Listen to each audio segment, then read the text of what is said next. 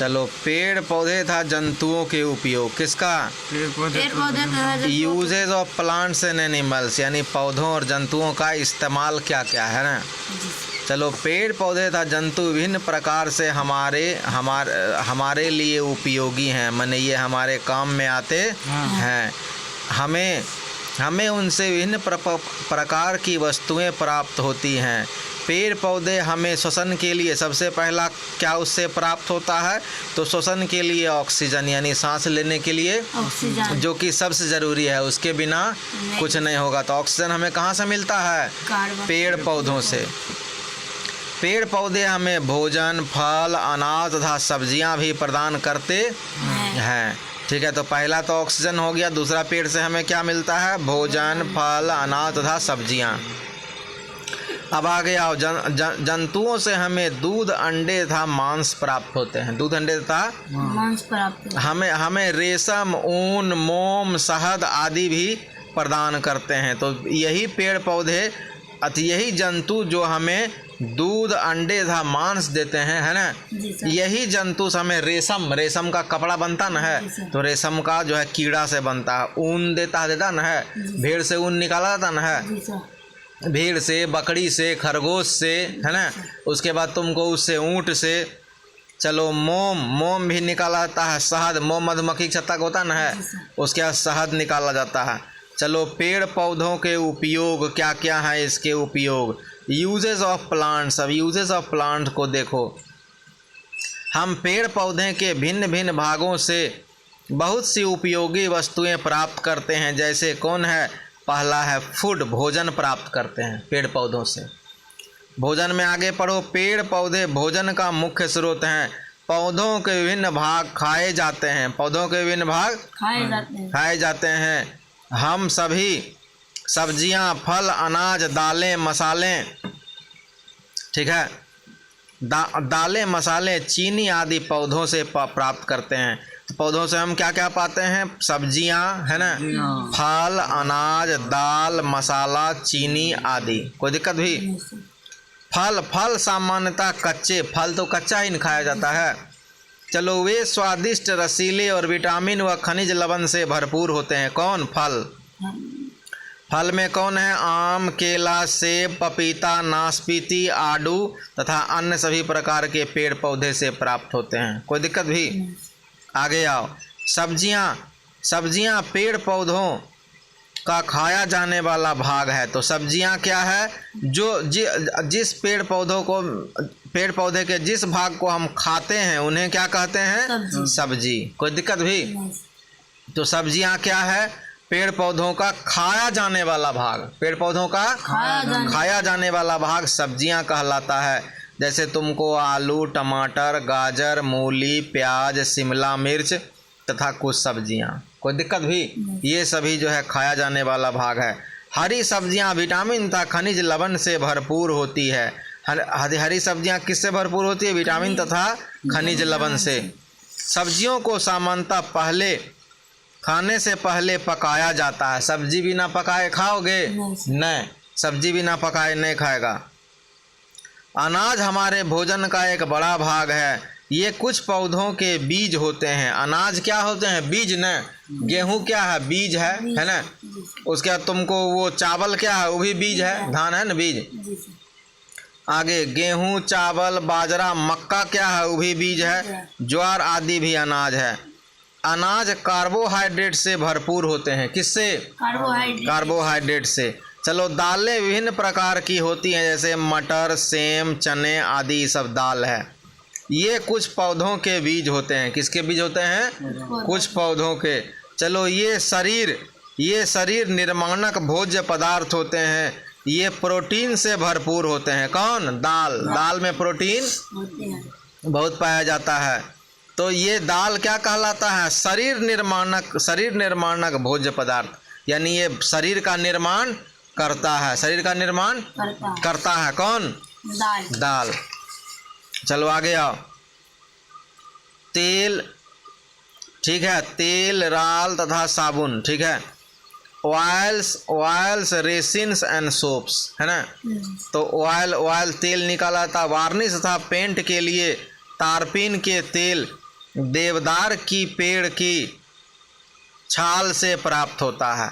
तो देवदार की पेड़ की छाल से कौन सा तेल प्राप्त होता है? तारपीन का तेल। कौन सा तेल? तारपीन का तेल। अलसी का तेल पेंट में प्रयोग किया जाता है। पेंट करता न है जी सर। दीवार में, साइकिल में, अथी में, तुमको अथी में क्या बोलता, मोटरसाइकिल में, है ना, ये सब चीज़ में। ये सब चीज़ कहाँ से प्राप्त किया जाता है? अलसी के तेल का पेंट में प्रयोग होता है। साबुन नारियल तथा नीम के तेल आदि से बनता है। साबुन किससे बनता है? नारियल तथा नीम के तेल से। कोई दिक्कत भी? तुमसे कोई पूछेगा साबुन कैसे बनता है तो क्या बोलोगे? नीम तथा नारियल तथा नीम के तेल से। कोई दिक्कत भी? आगे आइए। इनसे अधिकांश तेल भोजन पकाने में प्रयोग किए जाते हैं। इन सब से बहुत ज़्यादा तेल भोजन में पकता न है। चलो, कुछ तेल मालिश के लिए भी प्रयोग होते हैं। कौन सा तेल मालिश किया जाता है? तो अब यहाँ देख कर समझो, ठीक है। चीनी, चाय और कॉफ़ी। अब जो है चीनी, चाय और कॉफ़ी के बारे में पढ़ो। ये अभी हमें पौधे से नहीं मिलता है। तो चीनी सबसे पहले तो मीठा होता है, सबके साथ प्रयोग होता ना है, दही, दूध, किसी भी चीज़ के साथ। चाय जो है वो कहाँ से? वो भी चाय का पौधा से निकाला जाता है। चाय पत्ती, चाय का पत्ती तोड़ के उसको बनाता है, ठीक है। कॉफ़ी कहाँ से बनता है? कॉफ़ी भी पौधा से ही बनता है। हम चीनी गन्ने और चुकंदर से प्राप्त करते हैं। चीनी कहाँ से मिलता है? गन्ने और चुकंदर से। हमें चाय तथा कॉफ़ी पौधों से प्राप्त होती है।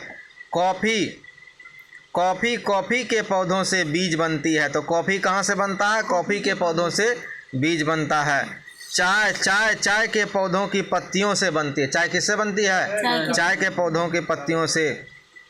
हम उसे गर्म व ठंडी दोनों प्रकार से पीते हैं। किसको? चाय को पीते हैं ना, गर्म व ठंडी। चलो आगे आओ। उसके बाद ये विटामिन व खनिज तत्वों से भरपूर होती है। कौन विटामिन व खनिज से भरपूर होती है? चाय। कोई दिक्कत? चलो आगे बढ़ो। भरपूर होती है। अब आ जाओ, फाइबर रेशे क्या है? हम कपास के पौधों से प्राप्त करते हैं। कपास कहाँ से पाते हैं? कपास के पौधों से। हम कपड़े, चादरें, तौलिए आदि बनाने के लिए कपास के रेशे का उपयोग करते हैं। कपास का रेशा हम किस चीज़ में उपयोग करते हैं? कपड़ा, चादर और तौलिया बनाने में। किस चीज़ में? कपड़ा, चादर और तौलिया बनाने में। आगे आ जाओ। करते हैं दूसरे रेशे जैसे कि जूट, सन, नारियल की जटाएं, थैले, रस्सियाँ, दरवाजे की चटाइयाँ, बनाता ना दरवाजा का चटाई, ये सब कालीन आदि बनाने में उपयोग किया जाता है। किसका? रेशों का। कालीन बनता है, देखता ना राजा महाराजा के यहाँ कालीन जो है लाल रंग का है, शादी वादी में देखता ना कालीन बिछाता है। अब पेड़ पौधों से और क्या क्या हम लोग पाते हैं? उसके बाद देखो, दवाइयाँ, मेडिसिन, है ना।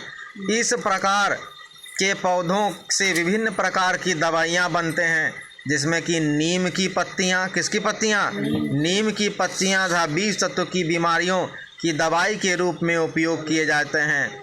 कुनैन जो है किस रोग का दवाई है? मलेरिया का, है ना। कुनैन पदार्थ से जो है मलेरिया की दवाई बनती है। किसकी दवाई? कुनैन से मलेरिया की दवाई बनती है। और कुनैन कहाँ से पाया जाता है? सिनकोना पेड़ की छाल से। कहाँ से पाया जाता है? पेड़ की छाल से। तुलसी और बनफसा की पत्तियाँ ठंड व खांसी से बचाव के लिए प्रयोग किया जाता है। तो ठंड व खांसी से बचाव के लिए कौन प्रयोग किया जाता है? तुलसी और बनफसा की पत्तियों से। चलो, पुदीना, लौंग आदि टूथपेस्ट तथा बहुत सी दवाइयाँ बनाने में प्रयोग किए जाते हैं। पुदीना और लौंग का किसमें प्रयोग किया जाता है? टूथपेस्ट बनाने में। किसमें? टूथपेस्ट और विभिन्न दवाइयों बनाने में। प्राचीन काल में आयुर्वेद में दवाइयाँ पौधों से ही तैयार की जाती थी। प्राचीन काल में दवाइयाँ कैसे मिलती थी? पौधों से। अब तुमको आ जाओ, कागज, गोंद और रबड़ बनाने में। Paper, gum and rubber. कागज कुछ पौधों जैसे यूकेलिप्टस। कागज किससे बनता है? यूकेलिप्टस हुआ बांस की मुलायम लकड़ी से प्राप्त होता है। फटे पुराने सूती कपड़े भी कागज में प्रयोग किए जाते हैं। फटे पुराना सूती कपड़ा से भी कागज बनता है। अब आगे आ जाओ। रबड़ रबड़ के पेड़ से निकलने वाले दूधिया रस से बनती है। रबड़ किससे बनता है? जब मिटाता है ना रबड़, या बड़ा बड़ा मोटा मोटा टायर बनता है, उससे बनता ना है। तो रबड़ का टायर वो कहाँ से बनता है? तो पेड़ से ही निकाला जाता है दूधिया पदार्थ, दूधिया रस। यहाँ पे सही इससे क्या बनता है? टायर, जूते, खिलौने, पाइप, रबड़ और बहुत सी वस्तुएं बनाने के लिए रबड़ का प्रयोग किया जाता है। तो रबड़ का प्रयोग किस लिए किया जाता है? चलो, हम बबूल के पेड़ से गोंद प्राप्त करते हैं। बबूल के पेड़ से क्या पाते हैं? गोंद। यह भोजन में था वस्तुओं को चिपकाने में प्रयोग होता है। किसका? बबूल का। कोई दिक्कत भी? अब अगला जाओ। इत्र, परफ्यूम में हम इत्र गुलाब, चमेली आदि के फूलों से प्राप्त करते हैं। किससे प्राप्त करते हैं? गुलाब, चमेली आदि फूलों से। इत्र एक खुशबूदार तरल पदार्थ है। इत्र क्या है? एक खुशबूदार जो है तुमको तरल पदार्थ है। कोई दिक्कत भी? तो आज के क्लास में यही सब टॉपिक रहने दो, फिर अगले क्लास डिस्कस करेंगे, है ना। आज के लिए इतना ही।